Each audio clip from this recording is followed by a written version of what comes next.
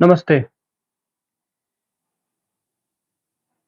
Chapter पहला है राज व्यवस्था की आधारभूत अवधारणा। विषय सूची दे रखी है। संविधानवाद, संविधान की विशेषताएं, संघवाद, राजनीतिक परिपाटी, बहुमत और उसका उपयोग और फिर राजनीतिक सिद्धांत। इनकी हम विस्तार से चर्चा करते हैं। सबसे पहले है संविधान और संविधानवाद। संविधान और संविधानवाद। पहला है संविधान। यह किसी भी देश के मूलभूत कानूनों का एक विधिक दस्तावेज होता है तथा इसे एक सर्वोच्च कानूनी दर्जा प्राप्त होता है। आगे है संविधानवाद। राज्य को मनमाने निर्णय लेने से रोकने के लिए राज्य की सामान्य शक्तियों पर लगाए गए आवश्यक प्रतिबंधों को संविधानवाद कहते हैं। संवैधानिक नैतिकता। इसका आशय भारत के संविधान में शामिल मूल्यों और सिद्धांतों के निष्ठापूर्वक पालन करने से है। विधि के शासन की अवधारणा। A.V. डाइसी। पहला है मनमाने से शक्तियों के इस्तेमाल पर रोक। दूसरा है विधि के समक्ष क्षमता। तीसरा है व्यक्तियों की या व्यक्ति की स्वतंत्रता। आगे है उच्चतम न्यायालय के अनुसार संविधानवाद। पहला केस है रामेश्वर प्रसादवाद। इसमें संविधानवाद तानाशाही के बजाय विधि के शासन पर आधारित है। इसके तहत व्यक्तिनिष्ठ यानी कि सब्जेक्टिव स्पष्टीकरण का कोई स्थान नहीं होता है। इसके बजाय स्वयं संविधान में लिखित वस्तुनिष्ठ यानी कि ऑब्जेक्टिव उपबंध सर्वोच्च होते हैं। दूसरा केस है I.R. कोहेलोवाद। संविधानवाद एक कानूनी सिद्धांत है। इसके तहत सरकार द्वारा प्रयोग की जाने वाली शक्तियों पर नियंत्रण रखा जाता है ताकि लोकतांत्रिक सिद्धांतों के उल्लंघन को रोका जा सके।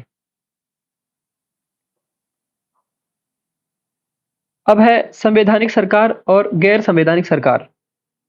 पहले संवैधानिक सरकार देखते हैं। इसमें पहला है सरकार का चयन लोगों द्वारा चुनाव प्रक्रिया के माध्यम से किया जाता है। दूसरा है राज्य के प्रमुख के पास सीमित शक्तियां होती है।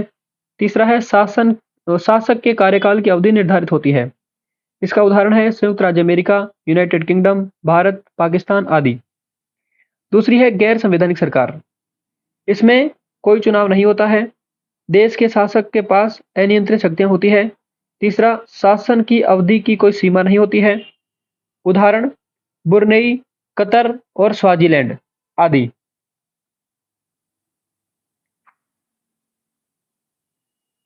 इसके बाद आगे है लिखित संविधान और अलिखित संविधान। पहला है लिखित संविधान, दूसरा है अलिखित संविधान। पहले लिखित संविधान को देखते हैं। यह एक कानूनी दस्तावेज होता है जिसे विधिवत संहिताबद्ध किया जाता है। दूसरा है स्पष्ट, निश्चित और सुव्यवस्थित होता है। तीसरा है यह पूरी तरह से जागरूक रहते हुए और सुविचारित प्रयासों का परिणाम है। उदाहरण है संयुक्त राज्य अमेरिका, फ्रांस और भारत। अगला है अलिखित संविधान। यह दस्तावेज के रूप में तो मौजूद होता है लेकिन विधिवत संहिताबद्ध नहीं होता है। दूसरा है अव्यवस्थित, अनिश्चित और अस्पष्ट। तीसरा है यह ऐतिहासिक रूप से क्रमिक विकास का परिणाम होता है। उदाहरण है यूनाइटेड किंगडम। आगे है सरकार के प्रकार। इसमें पहला है राष्ट्रपति प्रणाली। शासन की राष्ट्रपति प्रणाली में कार्यपालिका अपनी नीतियों और अधिनियमों या कानूनों के लिए विधायिका के प्रति उत्तरदायी नहीं होती है। साथ ही यह प्रणाली कार्यकाल के संबंध में विधायिका से संवैधानिक रूप से स्वतंत्र होती है। दूसरा है संसदीय शासन प्रणाली। संसदीय शासन प्रणाली में कार्यपालिका अपनी नीतियों और अधिनियमों के लिए विधायिका के प्रति उत्तरदायी होती है।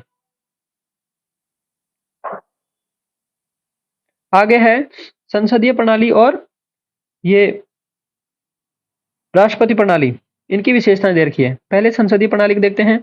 संसदीय प्रणाली उदाहरण भारत और यूके यानी कि यूनाइटेड किंगडम। दोहरी कार्यपालिका यानी वास्तविक और नाममात्र की।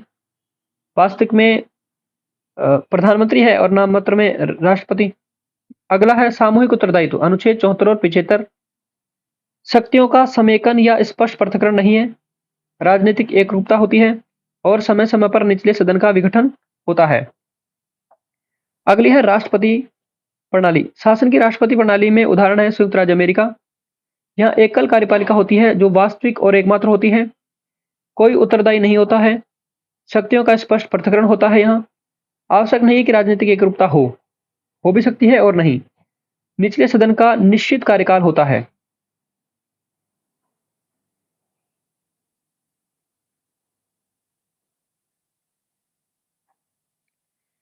आगे है, भारत में संविधानवाद को भारतीय संविधान द्वारा सुनिश्चित किया गया है। संविधान सभा द्वारा भारतीय संविधान को 26 नवंबर 1949 को अपनाया गया तथा यह 26 जनवरी 1950 से प्रभावी हुआ। संविधान द्वारा सरकारी संस्थाओं की मौलिक संहिता, संरचना, प्रक्रिया, शक्तियां और कर्तव्यों का निर्धारित करने वाली व्यवस्था प्रदान की गई है। साथ ही इसके तहत नागरिकों के मूल अधिकारों, निर्देशक तत्वों और कर्तव्यों को भी स्थापित किया गया है। अब आगे है भारतीय संविधान की कुछ विशेषताएं, महत्वपूर्ण विशेषताएं। इसमें है सबसे बड़ा और लिखित संविधान, इसमें 25 भाग हैं, 12 अनुसूचियां हैं और 400 ज्यादा अनुच्छेद हैं। दूसरा, विभिन्न स्रोतों से प्रेरणा, जैसे यूएसए से मूल अधिकार लिए हैं, यूके से संसद आदि। तीसरा है कठोरता एवं लचीलेपन का समन्वय, विशेष बहुमत और सामान्य बहुमत से संशोधन का प्रावधान। केंद्र की ओर झुकाव के साथ संघीय व्यवस्था, सरकार की संसदीय प्रणाली, संसदीय संप्रभुता एवं न्यायिक सर्वोच्चता में समन्वय, एकीकृत एवं स्वतंत्र न्यायपालिका, उच्चतम न्यायालय, उच्च न्यायालय और अधीनस्थ न्यायालय में। मूल अधिकार अनुच्छेद 12 से 35 तक, राज्य की नीति के निर्देशक तत्व अनुच्छेद 36 से 51 तक, मूल कर्तव्य अनुच्छेद 51 के, पंथ निरपेक्ष राज्य अनुच्छेद 25 से 30 तक, सार्वभौम वयस्क मताधिकार, एकल नागरिकता, स्वतंत्र निकाय यानी कि स्वतंत्र निकाय उदाहरण जैसे सीएजी और यूपीएससी, आपातकालीन प्रावधान भाग 18 और सरकार की त्रिस्तरीय प्रणाली, यानी कि पहले केंद्र, फिर राज्य और फिर पंचायतें और नगर पालिकाएं। और यहाँ जो 25 भाग दे रखे हैं उसमें भाग नंबर तो सिर्फ 22 है, लेकिन उसमें एक भाग नंबर 7 में रिपील है, मतलब है नहीं, और 4 भाग नए जोड़े गए हैं, इसीलिए इन भागों की संख्या 25 है और अनुच्छेद 4 से ज्यादा है।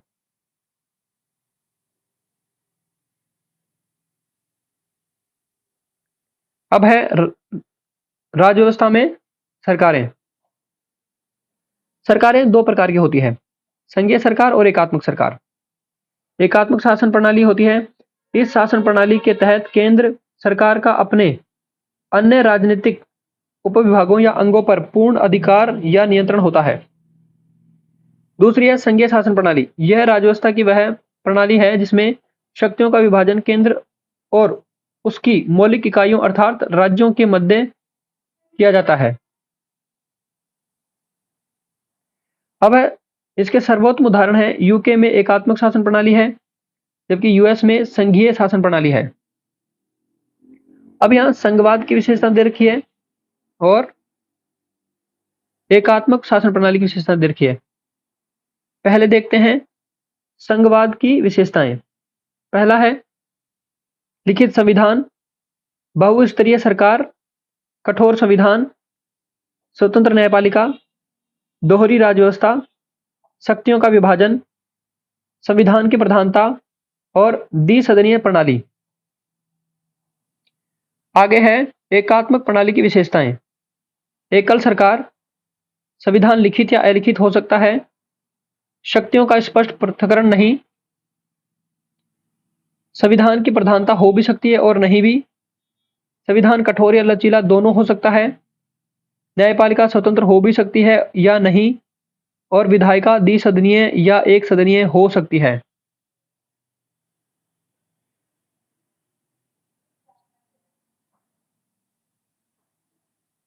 आगे है संघवाद की विशेषताएं।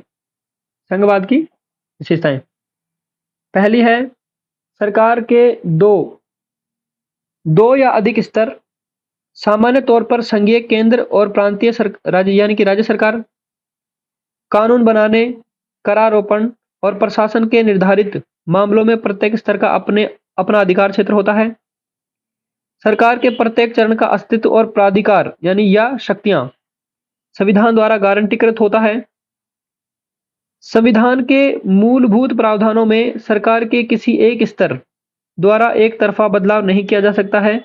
ऐसे परिवर्तनों के लिए सरकार के दोनों स्तरों की मंजूरी अनिवार्य होती है। न्यायालयों के पास संविधान और सरकार के विभिन्न स्तरों की शक्तियों की व्याख्या करने की शक्ति होती है। सरकार के प्रत्येक स्तर के लिए राजस्व के स्रोत का स्पष्ट उल्लेख होता है ताकि उसकी वित्तीय स्वतंत्रता सुनिश्चित की जा सके। संघीय शासन व्यवस्था के दोहरे उद्देश्य हैं। पहला है देश की एकता की सुरक्षा और उसे बढ़ावा देना, और दूसरा है क्षेत्रीय विविधताओं के मध्य सामंजस्य स्थापित करना। अब भारत में संघवाद। भारतीय संघवाद की प्रकृति एकात्मक और संघीय विशेषताओं से युक्त है और यह अर्ध संघीय विशेषताओं वाला है। अब भारतीय संघवाद की एकात्मक विशेषताएं और संघीय विशेषताएं, इनकी चर्चा करते हैं। पहले है एकात्मक विशेषताएं। केंद्र सरकार के पास अवश्य शक्तियां, राज्य की मंजूरी के बिना राज्य की सीमाओं में परिवर्तन संभव, एकल नागरिकता, अखिल भारतीय सेवाएं जैसे आईएएस और आईपीएस, राज्य के राज्यपाल का पद, भारत के नियंत्रक महालेखा परीक्षक द्वारा एकीकृत लेखा परीक्षा करना, आपातकालीन प्रावधान, राष्ट्रपति द्वारा उच्च न्यायालय के न्यायाधीशों की नियुक्ति, और अनुच्छेद 1 भारत राज्यों का संघ है। अगली है संघीय विशेषताएं। लिखित संविधान, संविधान की सर्वोच्चता, शक्तियों का विभाजन, ये 7वीं अनुसूची में दिया हुआ है, और स्वतंत्र न्यायपालिका, और द्विसदनीय प्रणाली, राज्यसभा और लोकसभा। भारतीय संविधान में एकात्मक विशेषताओं वाले प्रावधान की अधिक संख्या केंद्र सरकार की ओर झुकाव को दर्शाती है, लेकिन वर्ष 1994 में एस.आर. बोम्मई बाद में उच्चतम न्यायालय ने यह निर्णय दिया है कि यदि संघवाद भारतीय संविधान की मूल संरचना यानी कि बेसिक स्ट्रक्चर और उसका हिस्सा है।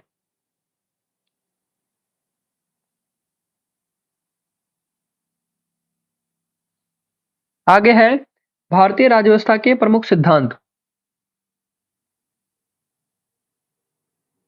भारतीय राज्यव्यवस्था के प्रमुख सिद्धांत हैं, इसमें पहला है शक्तियों का पृथक्करण। शक्तियों के पृथक्करण का राज्य को शासित करने वाले दृष्टिकोण है। इसके तहत सरकार को कई भागों या अंगों में बांटा जा सकता है। साथ ही प्रत्येक भाग को अलग अलग स्वतंत्र रूप से शक्तियां और जिम्मेदारियां प्रदान की जाती हैं ताकि अलग अलग भागों के मध्य शक्तियों को लेकर संघर्ष हो।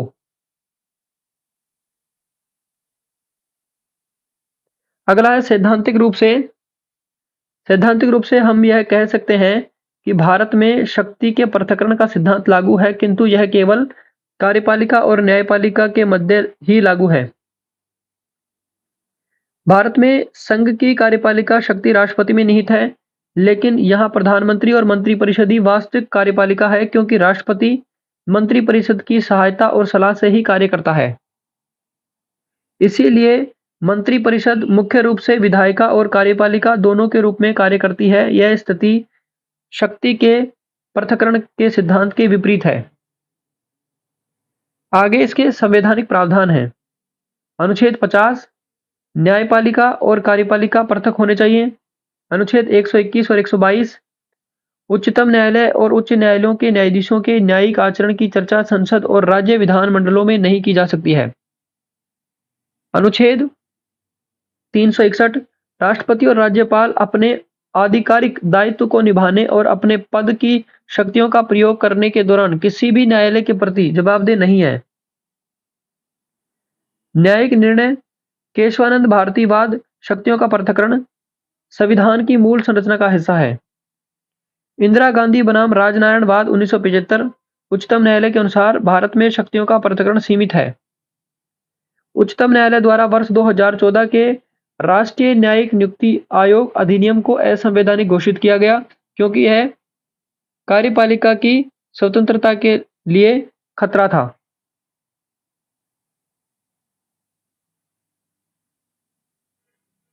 आगे है नियंत्रण और संतुलन का सिद्धांत या परिपाटी। नियंत्रण और संतुलन का सिद्धांत या परिपाटी। नियंत्रण और संतुलन शासन का एक ऐसा सिद्धांत है जिसके तहत अलग अलग अंगों को अन्य अंगों की कार्रवाई पर उचित नियंत्रित स्थापित करने का अधिकार होता है।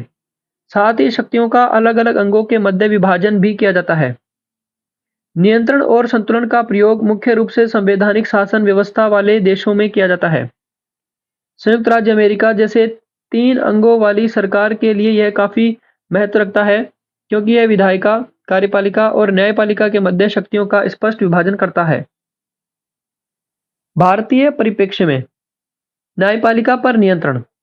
उच्चतम न्यायालय और उच्च न्यायालयों के न्यायाधीशों का कार्यपालिका द्वारा नियुक्त किया जाता है, किंतु इन्हें संविधान में निर्धारित प्रक्रिया के तहत संसद द्वारा ही पद से हटाया जा सकता है।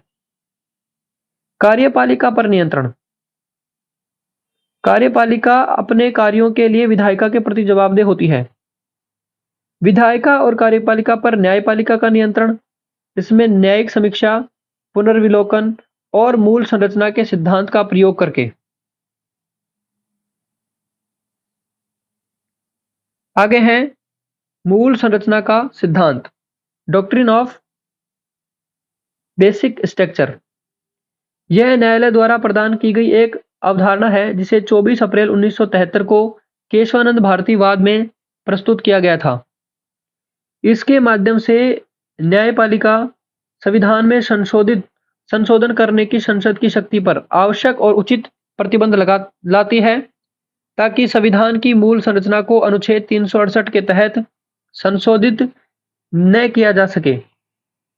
न्यायालय ने निर्णय दिया है कि संविधान का कोई भी भाग संसद की संशोधन करने की शक्ति से परे नहीं है, किंतु संविधान की मूल संरचना को संवैधानिक संशोधन अधिनियम द्वारा भी संशोधित नहीं किया जा सकता है। न्यायालय ने कहा है कि संशोधन करने की शक्ति में संविधान को विघटित या खत्म करने की शक्ति शामिल नहीं है।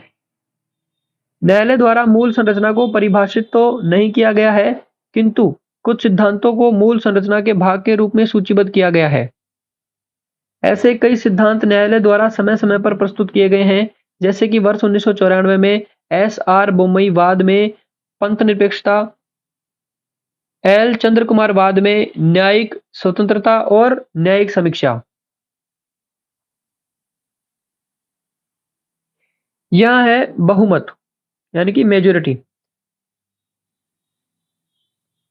यह संसद के उपयोग किया जाने वाला एक व्यवहारिक साधन है। इसका उपयोग कई कार्यों जैसे कि संविधान में संशोधन, शासकीय अधिकारियों की नियुक्ति और उनको पद से हटाने तथा संसद की कार्रवाई में किया जाता है। साधारणतः इसके 4 प्रकार हैं। पहला प्रकार है साधारण बहुमत यानी कि सिंपल मेजोरिटी। इसके लिए उपस्थित और मतदान करने वाले सदस्यों का कम से कम 50% बहुमत अनिवार्य होता है। इसके उपयोग, पहला है साधारण और वित्तीय विधेयकों को पारित करने में,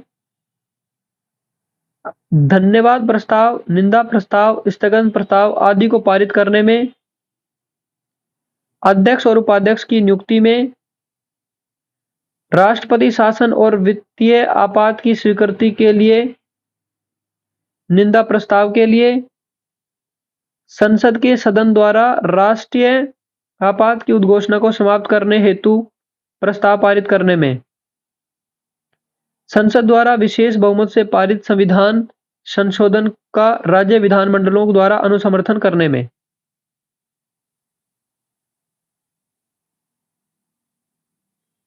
दूसरा है पूर्ण बहुमत। यानी कि एब्सोल्यूट मेजोरिटी।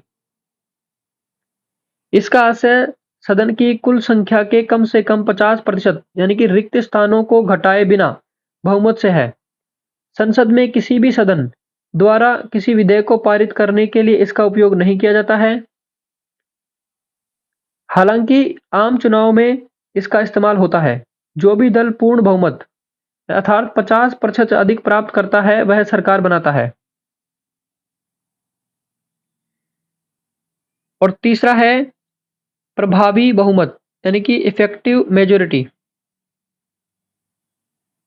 इसका अर्थ है सदन की कुल संख्या में से रिक्त स्थानों को घटाने पर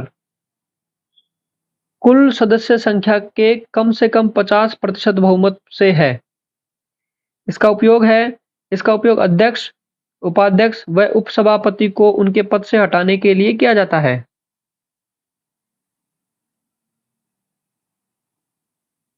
चौथा प्रकार है विशेष बहुमत यानी कि स्पेशल मेजोरिटी।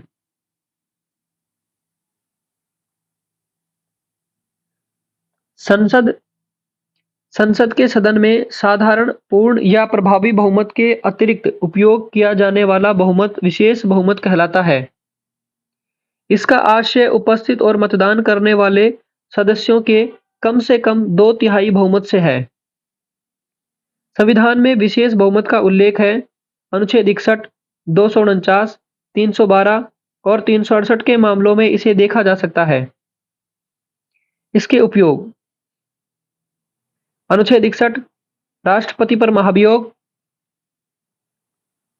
महाभियोग जांच के बाद सदन की कुल सदस्य संख्या के कम से कम 2/3 बहुमत से पारित किसी संकल्प से राष्ट्रपति को उसके पद से हटाया जा सकता है। अनुच्छेद 249 राज्यसभा 1 वर्ष से अधिक की अवधि के लिए राज्य सूची के किसी विषय पर कानून बनाने के लिए संसद को अधिकार प्रदान करने के लिए विशेष बहुमत अर्थात उपस्थित और मतदान करने वाले कम से कम 2/3 सदस्यों का बहुमत से प्रस्ताव पारित कर सकती है। अनुच्छेद 312 राज्यसभा नई अखिल भारतीय सेवाओं का सृजन करने के लिए संसद को अधिकार प्रदान करते हुए प्रस्ताव पारित कर सकती है। उपस्थित और मतदान करने वाले सदस्यों के कम से कम 2/3 बहुमत से। अनुच्छेद 368 संविधान संशोधन। यह पूर्ण बहुमत सदन की कुल संख्या का कम से कम 50% के साथ उपस्थित और मतदान करने वाले सदस्यों के कम से कम 2/3 बहुमत को विशेष बहुमत के रूप में उल्लेख किया गया है। इसके अन्य उदाहरण हैं सर्वोच्च न्यायालय या उच्च न्यायालयों के न्यायाधीशों और कैग या मुख्य निर्वाचन आयुक्त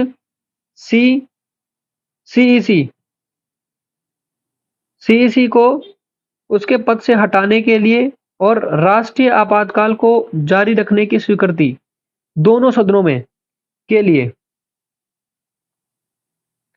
अनुच्छेद 169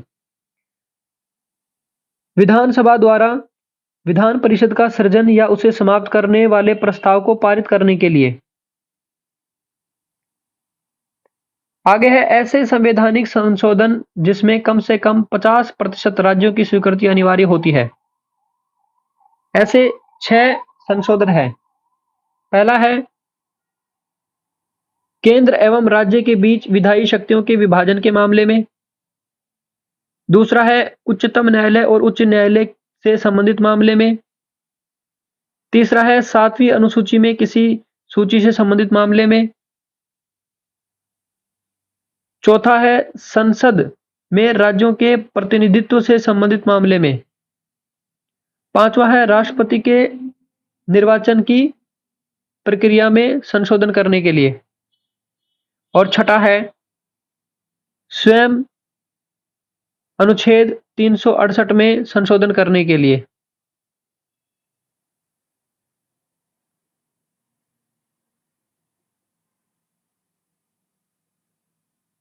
यहां कुछ राजनीतिक सिद्धांत दिए गए हैं। पहला है लिबर्टी या स्वतंत्रता। इसका आशय किसी भी प्रकार के बाहरी दबाव या नियंत्रण की अनुपस्थिति से है। इसके तहत लोगों को उनके सामर्थ्य के अनुसार चयन चयन करने, विश्वास करने और अपनी क्षमता के अनुसार कार्य करने की सहूलियत प्रदान की जाती है। यह एक बाह्य उपचार है। यह किसी बाह्य प्राधिकरण द्वारा व्यक्ति को प्रदान की गई वैयक्तिक स्वतंत्रता है। उदाहरण के लिए भारतीय संविधान में वाक, अभिव्यक्ति, आस्था, धर्म और उपासना की स्वतंत्रता। लिबर्टी के दो प्रकार हैं। पहला है नकारात्मक। इसे कानून से स्वतंत्रता अर्थात किसी बाहरी सत्ता का हस्तक्षेप नहीं के रूप में जाना जाता है। यह संकीर्ण व्याख्या है। यह किसी बाह्य दबाव या नियंत्रण की अनुपस्थिति पर केंद्रित है। दूसरा है सकारात्मक। इसे कानून द्वारा प्रदत्त स्वतंत्रता के रूप में जाना जाता है। यह एक विस्तृत व्याख्या है। यह व्यक्ति के संपूर्ण सामर्थ्य का विकास करने के लिए आवश्यक माहौल को साकार करने पर केंद्रित है। आगे है फ्रीडम या आजादी या स्वतंत्रता। व्यक्ति पर बाहरी प्रतिबंधों का अभाव ही स्वतंत्रता है। इसके तहत व्यक्ति को स्वतंत्र रूप से स्वयं को अभिव्यक्त करने का सामर्थ्य और अपनी क्षमताओं का विकास करने की सुविधा प्रदान की जाती है। यह एक आंतरिक उपचार है। इसके तहत व्यक्ति द्वारा अपने कार्यों के संबंध में स्वयं निर्णय लिया जाता है।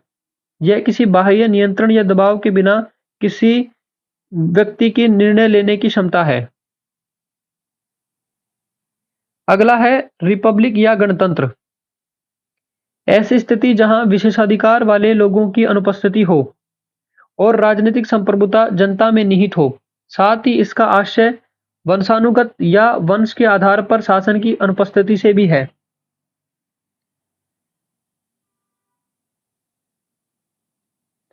आगे है इक्विलिटी या समता। समाज के किसी भी वर्ग के लिए विशेष अधिकारों की अनुपस्थिति और बिना किसी भेदभाव के प्रत्येक व्यक्ति के लिए पर्याप्त अवसर प्रदान करना। अगला है सॉवरेन या संप्रभु। किसी भी देश द्वारा अपने आंतरिक और बाह्य मामलों में पूर्ण स्वतंत्रता का उपयोग। लोकतांत्रिक समाजवाद, सार्वजनिक और निजी क्षेत्रों का सह अस्तित्व। पंथ निरपेक्ष, किसी भी धर्म के प्रभाव के बिना राज्य द्वारा कार्रवाई करने की स्वतंत्रता। भारतीय पंथ निरपेक्षता का एक सकारात्मक अवधारणा है जहां सभी धर्मों को समान दर्जा प्रदान किया जाता है। लोकतांत्रिक, लोगों के हाथों में सर्वोच्च शक्ति का होना। संसदीय लोकतंत्र, शासन की ऐसी प्रणाली जहां कार्यपालिका अपनी नीतियों और कार्यों के लिए विधायिका के प्रति उत्तरदायी होती है। फेमिनिस्ट या नारीवादी। नारीवादी उन स्त्री और पुरुषों को कहते हैं जो ये मानते हैं कि समाज में स्त्री और पुरुष के मध्य मौजूद बहुत सी असमानताएं न तो प्राकृतिक है और न ही अनिवार्य हैं। साथ ही वे ये मानते हैं कि इस स्थिति में बदलाव किया जा सकता है ताकि स्त्री और पुरुष दोनों स्वतंत्र और समान जीवन व्यतीत कर सकें।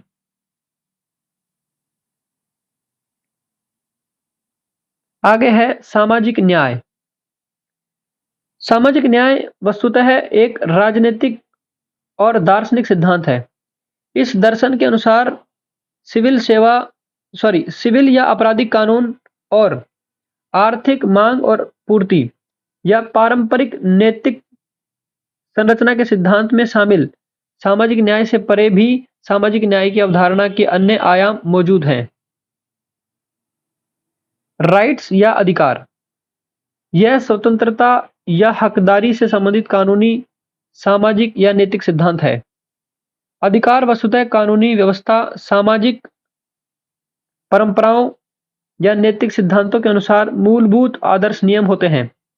यह लोगों को क्या करने की अनुमति है और लोगों को उनके हक के बारे में अवगत कराते हैं। Thank you.